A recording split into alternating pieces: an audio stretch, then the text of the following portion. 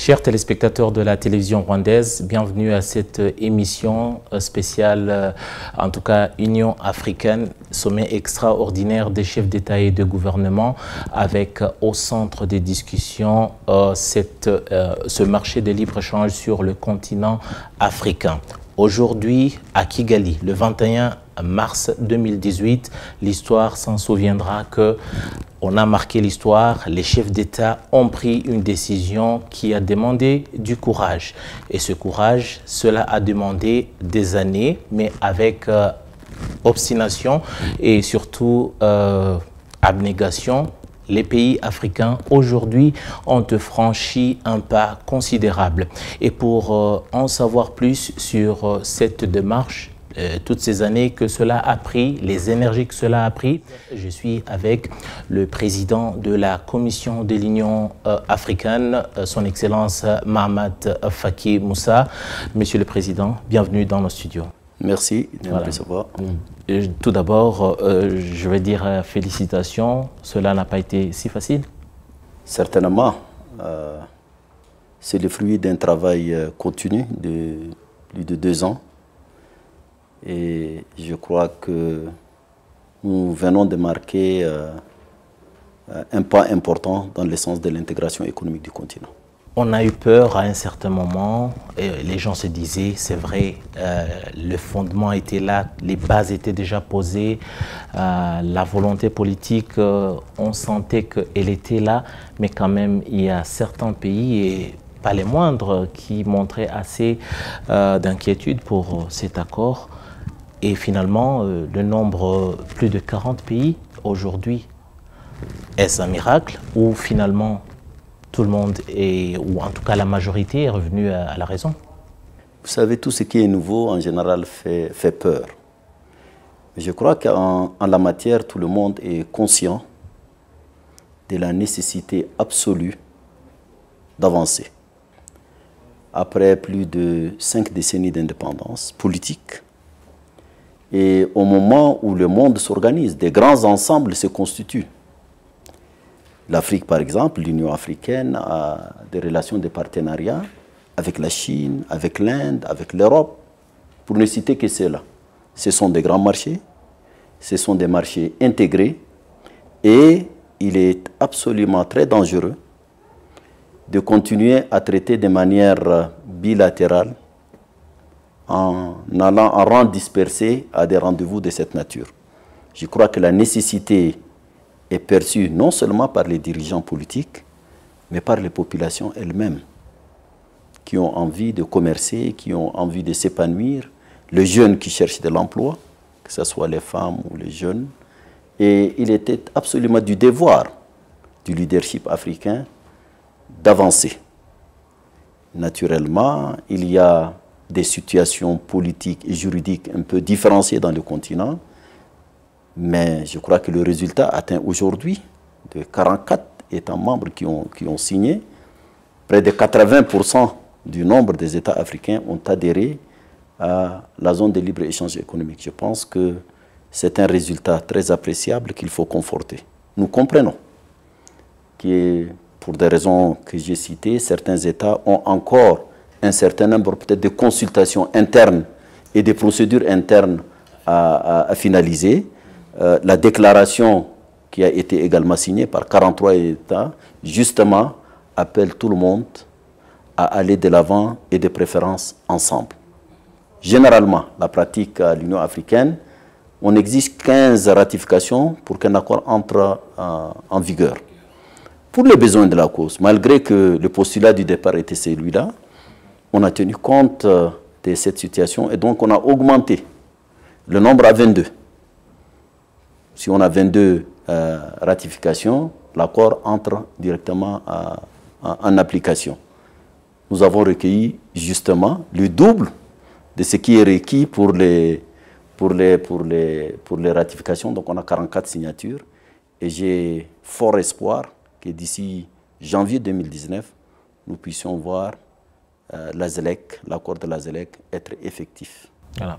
Monsieur le Président, ceci est un des piliers de l'agenda, cet accord, ça constitue en tout cas un des piliers de l'agenda 2063 et il y a eu dans le passé plusieurs accords qui ont été passés, en tout cas entre les pays membres, mais souvent on reproche aux pays membres la mise en application de ces accords. Parfois, pour certains pays, ça reste lettre morte. Quel est l'espoir que vous avez aujourd'hui, ce qui a été signé aujourd'hui par les chefs d'État, devant leur père, devant le peuple d'Afrique, que cela sera une réalité pour chacun de ces pays? D'abord, la conscience des opinions africaines, de l'opinion africaine dans son ensemble. Aujourd'hui, les jeunes, le secteur privé, les femmes, tout ce monde est enthousiasmé par cette perspective.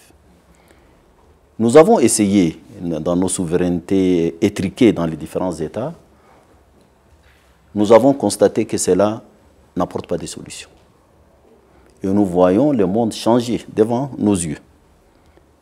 Je pense que tout le monde aujourd'hui a conscience qu'il faut s'unir ou périr, comme l'a dit Nkrumah il y a plus de 50 ans. Les pères fondateurs de l'Union africaine, de l'unité africaine, avaient vraiment une très très forte conscience de leurs responsabilités. L'Afrique, malgré tout ce qu'elle a connu. Et le monde qui se transforme à nos yeux nous condamne, nous commande. On n'a pas le choix. Et donc tous ceux qui feront le canard boiteux le paieraient extrêmement cher.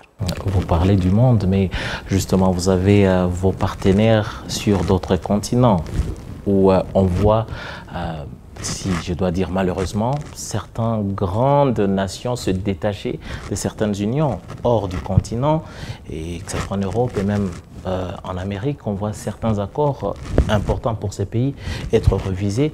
Mais aujourd'hui, l'Afrique plaide, l'Union africaine plaide plutôt pour cette union. Est-ce que vous vous demandez le regard que portent vos partenaires hors du continent dans ce moment précis? Moi, ce qui m'importe, c'est le regard porté par les populations africaines vis-à-vis de leurs leaders. Il y a des gens qui ont atteint un certain niveau de développement et qui essaient d'aller à contre-courant de l'histoire. En tout cas, pour le continent africain, notre salut réside dans notre intégration.